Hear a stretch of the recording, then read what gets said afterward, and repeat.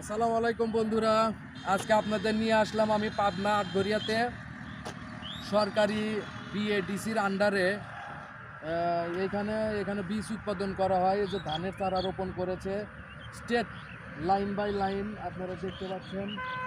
খুব সুন্দর বিশাল এরিয়া আপনাদের দেখানোর জন্য এখানে নিয়ে আসলাম আজকে আপনাদের।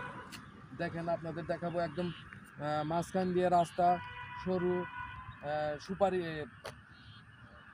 গাছ লাগানো আছে, নারিকেল গাছ লাগানো আছে সারি সারি, দেখতে খুব সুন্দর লাগতেছে। দেখার মতো, উপভোগ করার মতো জায়গা। আসলে আমাদের বাংলাদেশে যে সুন্দর সুন্দর প্রকৃতির যে মনোরম দৃশ্যগুলো আছে দেখার মতো, খুঁজে খুঁজে এগুলো দেখতে হয় এবং ভালো লাগাইতে হয়। আসলে খুব সুন্দর লাগলো।